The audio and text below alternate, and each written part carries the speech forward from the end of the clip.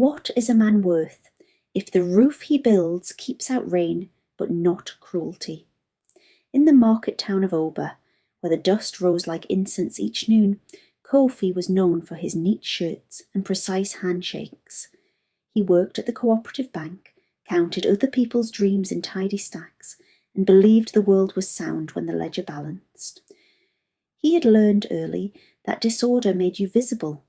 Order helped you pass unseen. Kofi rented a single room in a long compound, a horseshoe of rooms round a courtyard where palm fronds clinked like tin charms. At dawn he swept the ground clean, drawing the broom in perfect arcs. At night he locked his door twice, once for thieves, once for trouble. He prided himself on minding his own business. Across from his room lived Sefu, a mason with a booming laugh that used to carry over the courtyard, and his new wife Adana, whose jewellery announced her presence before she did. Sefu's first wife had died the year before, leaving behind a daughter, Nandi, who was 9 and careful, one of those children who learned to make herself small. She wore the same faded pink dress most days, her feet bare, but always clean.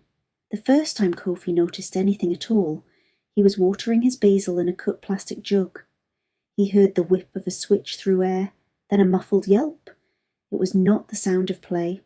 He paused. In the market square, men discussed football and politics, not the small tremors of home. He started to knock on Sefu's door and stopped midway, the water sloshing against his wrist. "Not your trouble," he told himself in the cool accountant's voice he kept for balance sheets. People married new wives, and storms settled. The girl had probably broken a plate. Children did that. He returned to his basil, pinched off a yellowing leaf, and considered how plants thrived when you didn't fuss too much. Days later, on the steps, he found Mama Isi, the elderly vendor of puff-puffs and bottled groundnut, patting Nandi's shoulder. "Small one, eat," she said. "Sugar in the morning helps the heart." She pressed a fritter wrapped in newspaper into the girl's hand. Nandi blinked, startled, and bit delicately, as if the dough might scold. "Here's Stepmother," Mama Isi began, voice low. Kofi lifted his newspaper. He said, a sound with no edges. That evening, a quarrel rattled the courtyard. Water spilled from a tilted bucket. The sliver of moon held its breath. Adana's voice, sharp as fresh-cut cassava. "Ungrateful child." A slap like a dropped book. Silence. Kofi turned up the radio. The commentator's match report threaded a story more comforting than any other. The defence failed. The striker broke through. The team found its shape again. When Sifu returned, singing and then going quiet, Kofi shut his window quickly, as a courtesy. His floor was simple and polished. He believed that silence was moral. He told himself silence kept the peace. He told himself silence protected dignity. He told himself silence allowed men to mind their work and women to mind their homes. He told himself, most of all, that he was not the father. One afternoon, as Kofi locked up at the bank, a skinny boy with a knotty head of hair, Mosi, the errand runner who could carry 10 gossip threads without tangling them, tugged his sleeve. "Uncle Kofi," the boy said, "something is wrong in your yard." "Nothing is wrong," Kofi replied automatically. "Then come and say so with your eyes," Mosi insisted. Kofi hesitated, weighing the risk of visibility against the cost of a short walk. He sighed, adjusted his collar, and followed the boy home. In the courtyard, the basil had wilted. A bucket lay overturned. A thin ribbon of water curled toward the drain. Adana's door was open. From within came the small, stifled sobs of a child, swallowing sound so it will not grow teeth. Kofi's knuckles hovered near the wood. He withdrew his hand.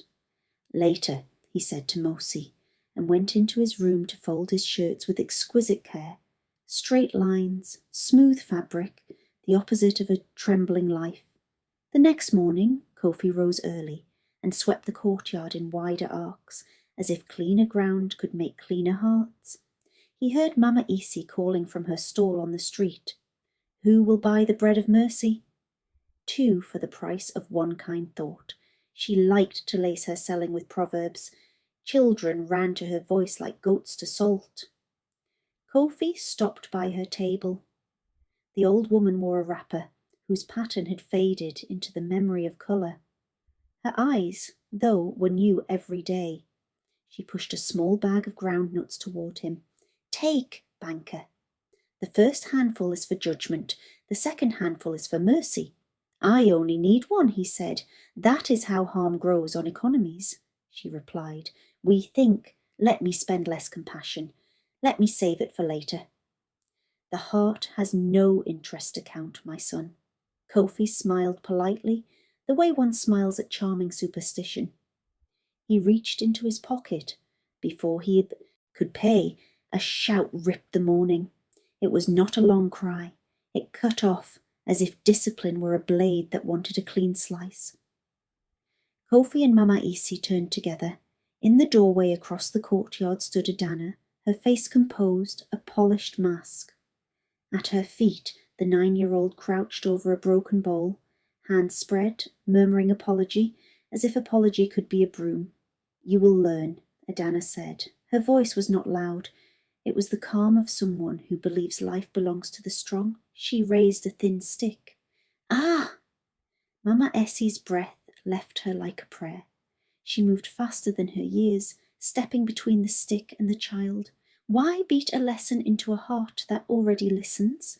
She asked. Adana's smile sharpened. You sell sugar and call it wisdom.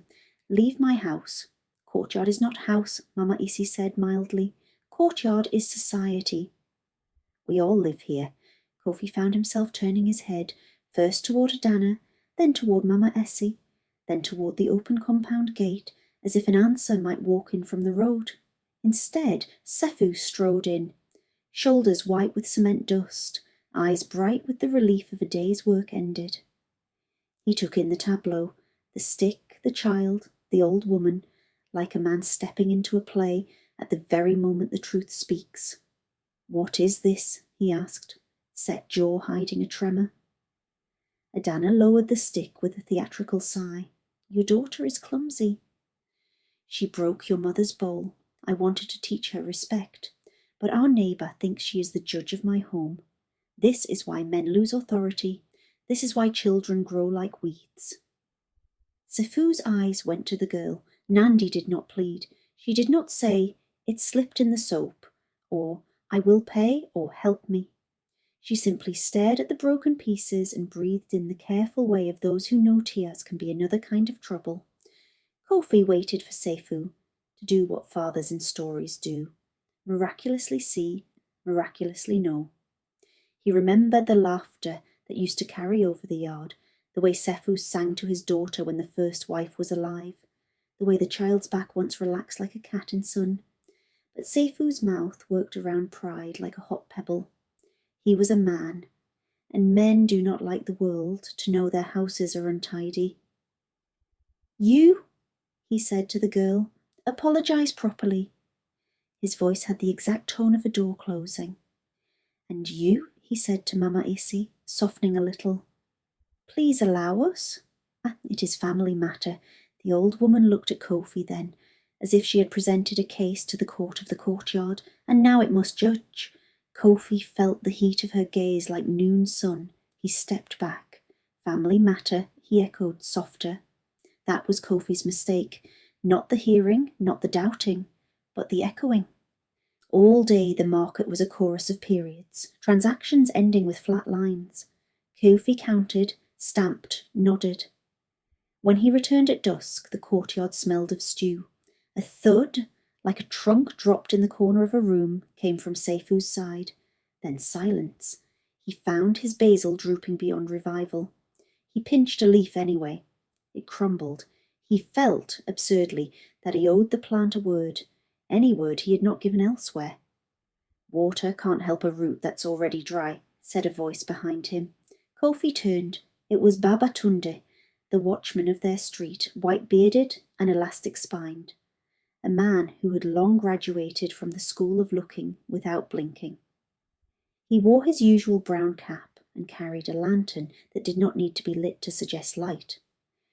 "You look like a man who used all his silence up," Babatunde observed. "I mind my work," Kofi said, defensive even to himself. "Ah, and what is your work? Counting money or counting what matters? The old—" Man gestured toward the courtyard. "There is a test that comes to every compound. We call it the folk test of the courtyard. It is simple. A child cries where many can hear. The people each answer with what they believe." Kofi said nothing. "Some answer with doors," Babatunde went on. "They close them. Some answer with curses, because they love the sport of misfortune. Some answer with questions, and some answer with soup and bandages, and an insistence that the crying stop for the right reason." He framed Kofi with a mild glance. "None of us knows which answer we will give until the day arrives. The courtyard keeps the record." "And what of fathers?" Kofi asked, voice suddenly bitter. "Are they not the ones to answer?" "Fathers answer as men answer, with what they believe they can live with," Babatunde said. "But men like you, who are not fathers of that child, you are fathers of the courtyard." Kofi heard the words like a bell, finding an echo in his ribs. He slept badly. At dawn, he washed at the spigot. As he wrung his towel, he heard the small sound again, the one that had first taught him the shape of a switch cutting the air. He reached for his door to close it. His hand paused on the latch. He opened the door instead. Inside Sefu's room, someone moved. A pan clanged. Adana muttered to herself. Kofi saw on the line outside a small dress hung to dry, its seams mended with uneven stitches. He remembered the first wife's funeral, the cotton headscarves, the way men stood 3 steps back from grief, because nobody teaches men where to put their hands when sorrow is small and precise. The day's routine carried him away like a river. At noon, Mosey slid into the bank lobby and perched on a chair meant for elders. "Uncle," he whispered, eyes wild, "come." Kofi closed his ledger. No, he abandoned it and followed the boy at a run.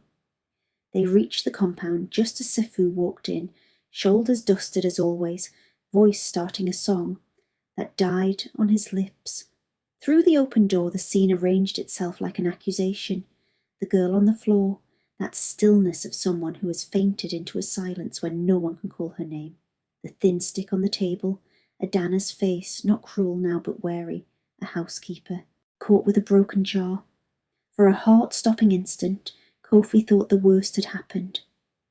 Then Nandi stirred, not like a child waking, but like a bird remembering flight in a dream. She coughed.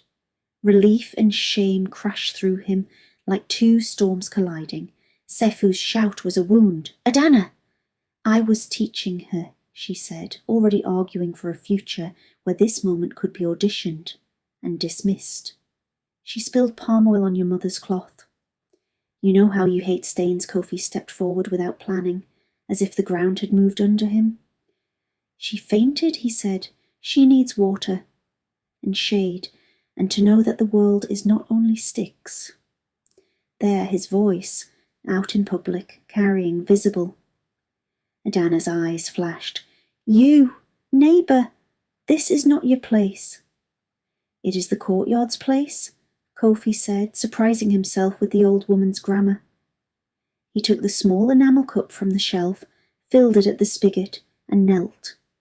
The girl's eyelids fluttered. He tipped the water against her lips. She sipped, one careful swallow, then another. Sefu's hands trembled. He was not a cruel man. He was a man who had outsourced love to order. He looked from the stick to Kofi, to the sweat shining on his daughter's hairline. "Enough," he rasped, and in that word was a plea as well as a command. "Enough, Adana."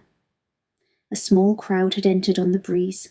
Mama Esi, Babatunde, 2 seamstresses from the lane, Mosi, and 3 boys who always arrived when stories did.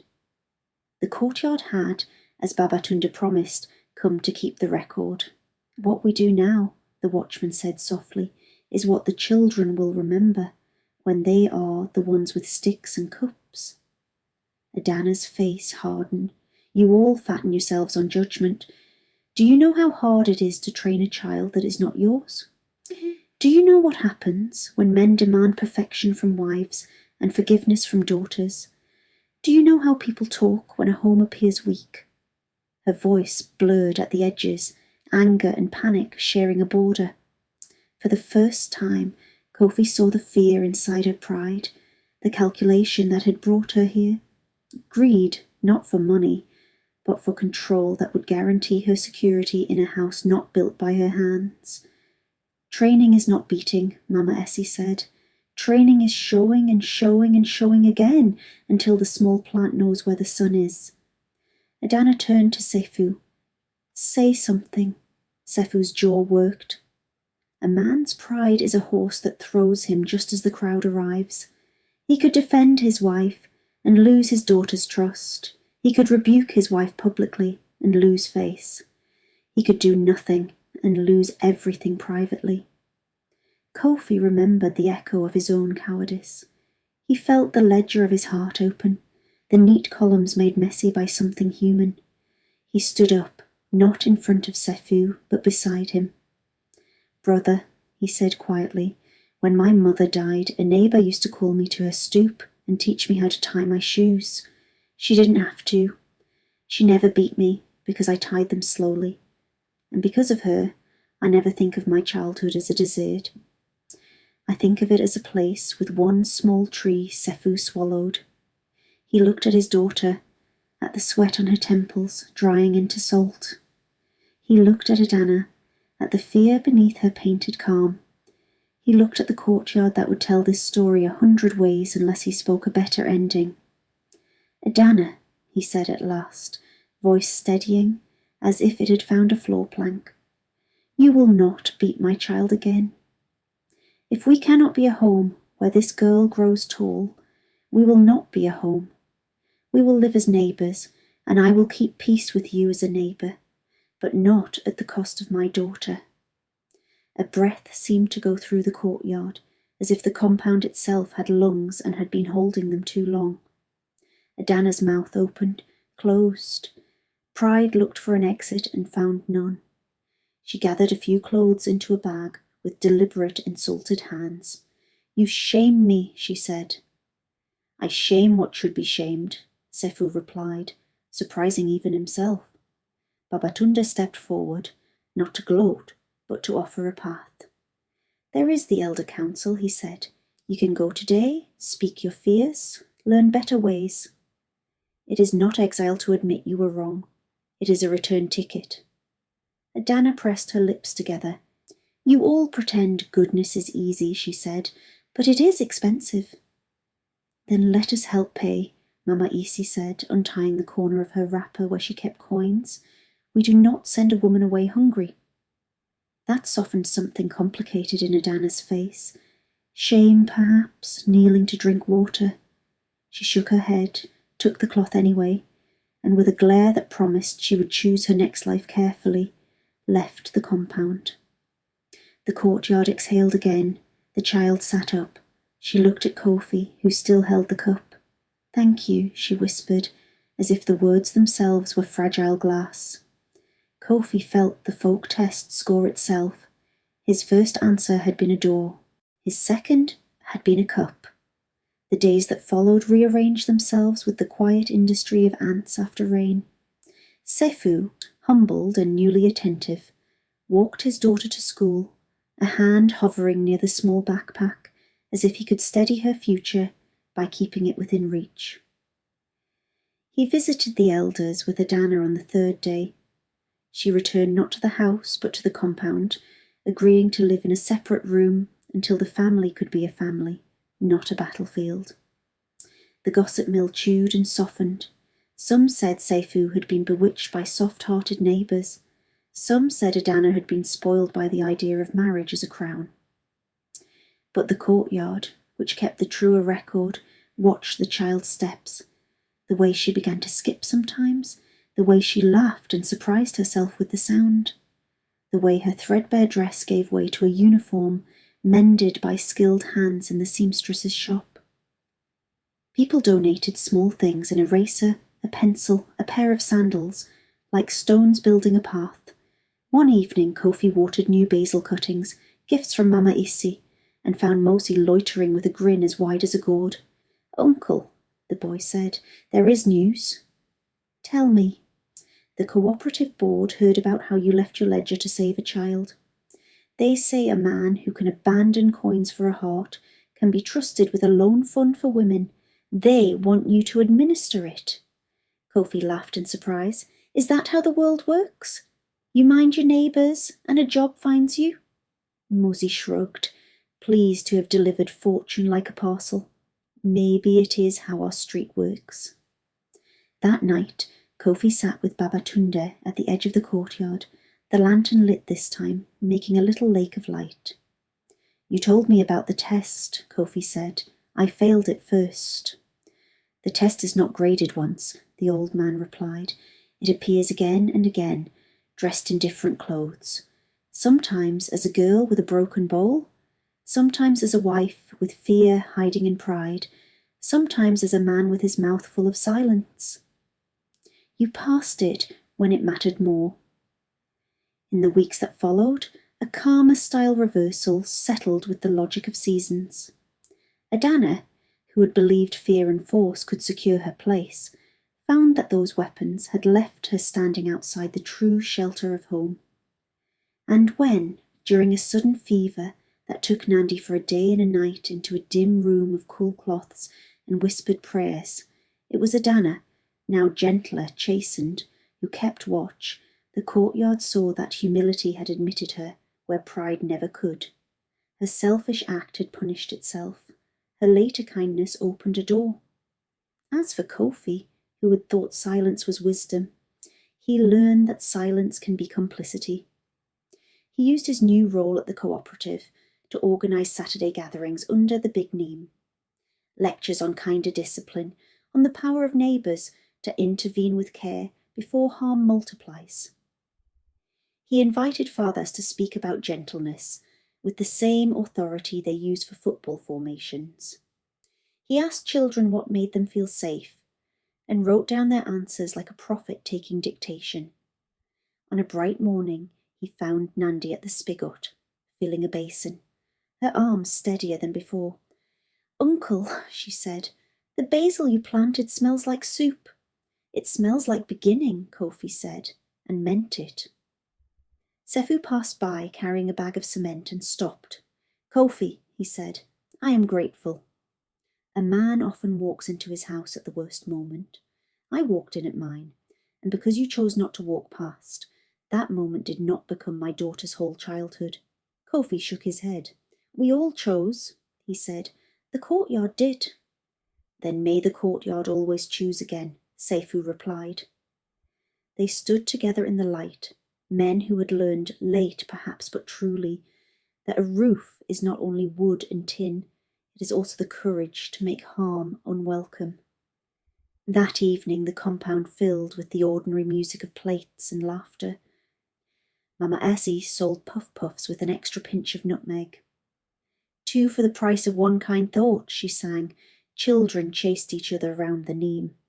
The basil trembled in a breeze that smelled of ash and stew, and something like relief. Kofi sat with his ledger open, not for money now, but for the Saturday list of topics, listening, apologising, repairing. He looked up at the stars freckling the night and felt something steady unfurl, a gratitude that order could be made with hands, not just with rules. Pride guards a door, humility opens a house. If you hear a small voice swallowed by a big silence, be the cup, not the stick. Offer water, ask questions, and stand beside the vulnerable. Today, choose one concrete act of neighbourly care.